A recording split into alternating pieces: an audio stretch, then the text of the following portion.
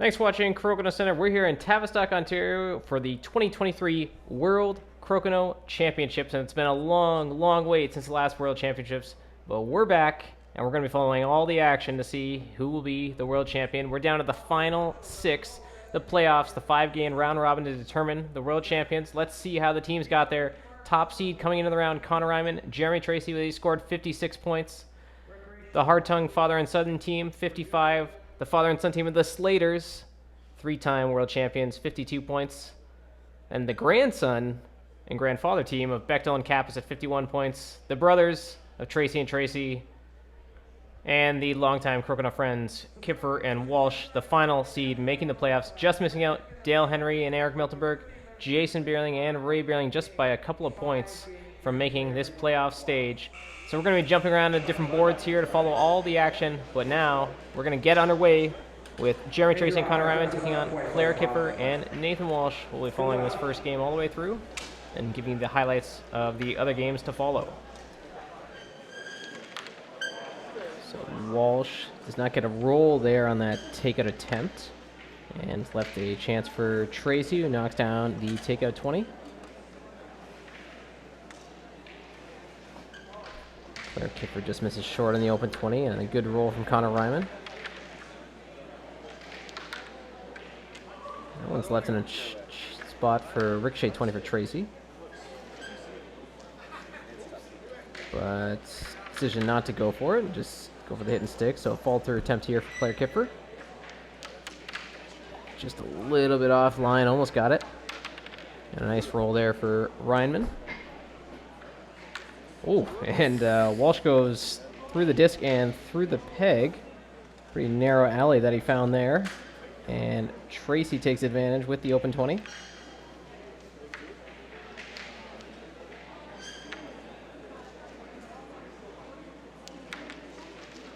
Walsh doesn't get the rebound off a peg.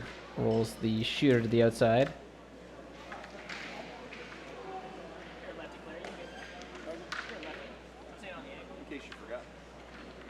Kuepfer was looking at the fall through 20. Walsh encouraging him to go for the ricochet. And he makes the ricochet 20. Still 120 lead for Reinman and Tracey. Open board, and Reinman extends the advantage to 2.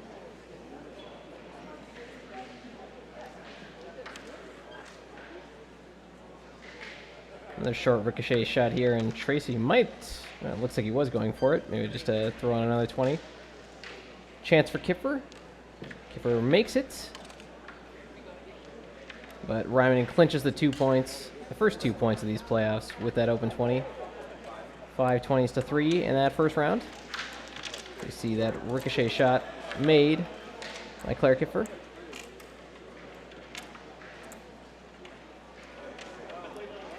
And it will be Kuepfer starting out round number 2. Oh, and he loses the shooter through the house. Reinman responds with the open 20. Walsh gets his first 20 of the game. Tracey's open 20 just over top of the hole. Follow through shot almost made by Kuepfer. Ooh, and Reinman went for the 20 there. Has left the hanger chance for Walsh. And Walsh takes it.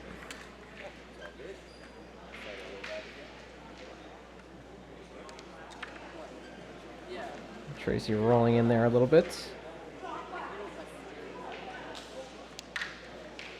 Kuepfer going for a bit of a push there, trying to leave his disc in front of a peg, and skipped by one of the pegs to roll in front of, and almost got next to another one. A mistake from Walsh, loses the shooter, open board for Tracey to tie up the count here. And it just bounces out. Hanger 20 chance. Kuepfer gets it. So a 2-20 lead for Kuepfer and Walsh now. Reinman cuts it to 1. Walsh extends it back to 2.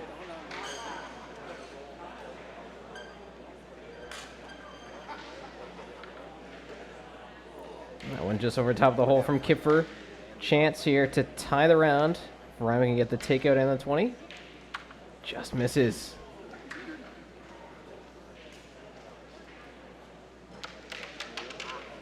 Decent roll there from Walsh. Getting it over. Bit of a tough spot for Tracey. He just gets the takeout to go.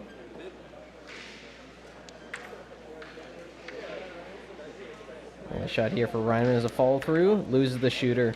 So open board for Walsh to seal the round.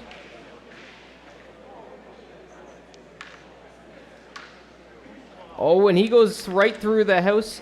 Big chance here now for Tracey to tie the round right at the end, and he gets it. Wow, critical mistake there from Walsh going through the house with his last open 20, and Tracey capitalizes, scores a point. And Reinman and Tracey lead now 3-1.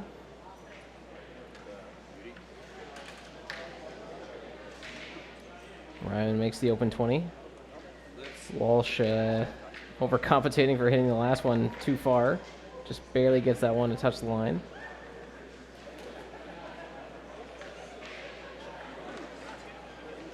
Kuepfer makes contact through Hogan's alley there. Now Walsh going for a combo raise shot here and just misses on the 20 shot. Promotes both a red and a black into the 15.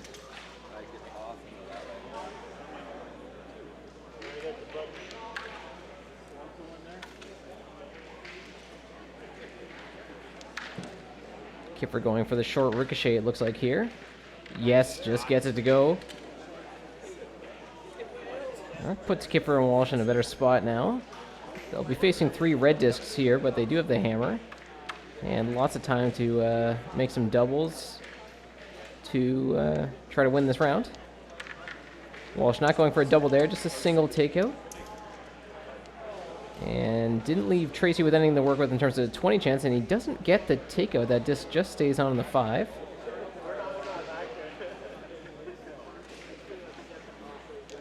And Kuepfer makes the double. Nice shot there. So there's the one double that Kuepfer and Walsh were looking for.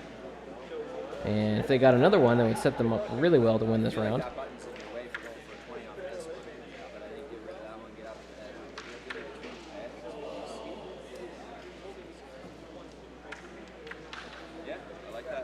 Shot there from Reinman, getting played back in the middle, but has it left a double chance here for Walsh? Yes, it has. He makes it.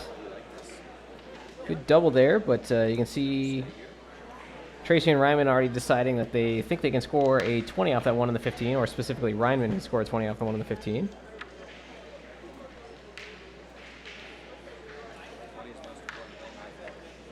So Reinman going for the touch 20 here. Oh, and he scores a 20 for Kuepfer and Walsh, and that will open things up for them. That they have the hammer and now lead by a 20 here.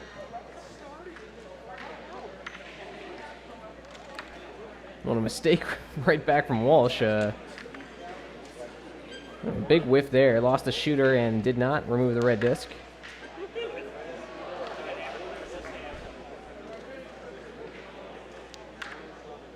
From Walsh, though, still in a good spot. Up at 20 with the hammer. Reinman will try to bring this one in the middle. Goes through the house to the other side. Walsh going to make the takeout on the one on the 15, and he gets a follow-through 20, and that will clinch the round. I think Walsh is just going for the takeout there, but he gets a nice follow-through to score that 20. Kuepfer going for one additional 20 there, but it was inconsequential in terms of the round, as Kuepfer and Walsh score those 2 points and tie things up at 3-3.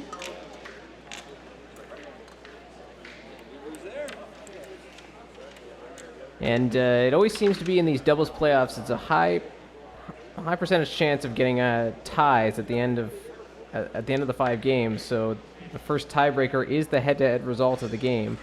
So both these teams will be looking to win this game.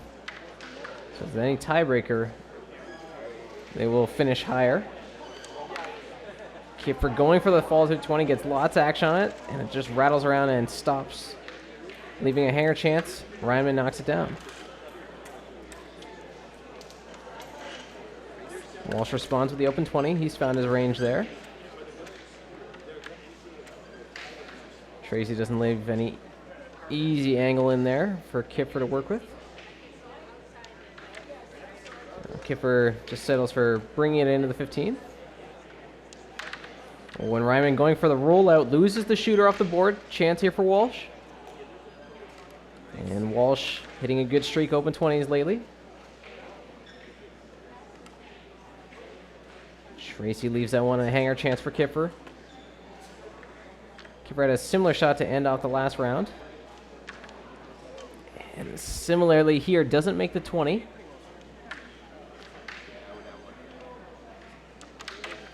But Reinman going for the fall through, loses the shooter, so there's still only one red disc on the board.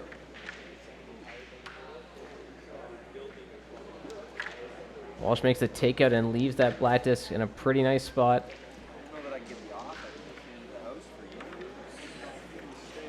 So Tracey not feeling like the takeout, just touches it up, tries to leave the assist and hide his own.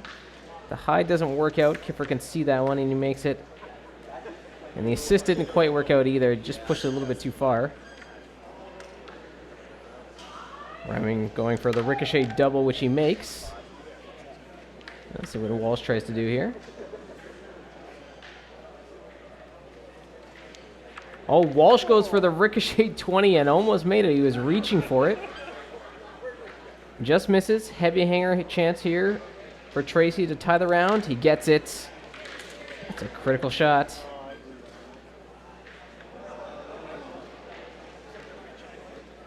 Kuepfer responds. Also a critical shot there with the open 20. And Reinman's shot just bounces out.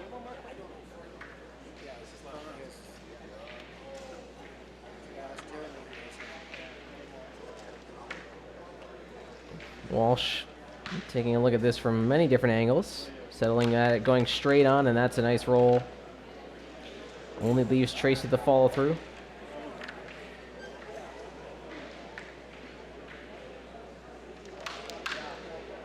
That just rattles around in between the pegs, but doesn't get very far inside. Kuepfer makes the takeout, and a nice little roll there, too. Tough rebound chance here for Reinman is all he's got. Got some good action off the pegs, but didn't make it. It will be Kuepfer and Walsh winning this game by a score of 5-3. And with the time remaining, we'll pop over to the Bechtel Kappas versus Slater game. Slater's with the lead right now. Josh Bechtel missing on the hanger 20 chance there. Slater's now with 2 discs on the board, up at 20. And Slater's the big lead here.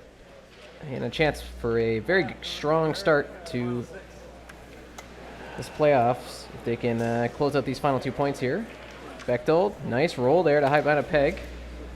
Pretty tough shot here for Fred Slater. Makes contact and peels, just what they need there. Recap is trying to move things around a little bit, try to get that red disc closer inside the 15 circle, does not. So Justin Slater gets a chance to hide here on Josh Bechtel. They lose the shoot around, which I guess it looks like he wasn't quite going for, but in a sense they want to try to force play back to the middle, try to score the 20 that they're trailing on. Fred Slater shooting off to the side there, so not quite a Conrad really, but a similar idea. Ray Cap is trying to bounce off a couple of pegs. And time expires there. The 13-minute time limit is up, so the final shots will not be taken. The Slaters will take the final 2 points of this game as we now see the scores from all the games. We saw Kuepfer and Walsh win 5-3. We see the Slaters winning 8-0. And Reed Tracey and Nolan Tracey winning 6-2 over the Hartongs. So we'll show you some of those highlights from those matches now. Slater scoring the ricochet 20. Ray Kappas getting in on the action himself. Fred Slater. The side takeout. Ray Kappas with a nice long ricochet. And over on the one board we didn't get a chance to look at here. Tracey's making some nice shots. Bruce Hartung gets the short ricochet to go. Nolan Tracey, a combo touch 20. And then the Joe Fulop shot successfully executed. And the short ricochet made by Bruce Hartung. and what would be a 6-2 win for the Traceys, and then to the first game of this playoff action.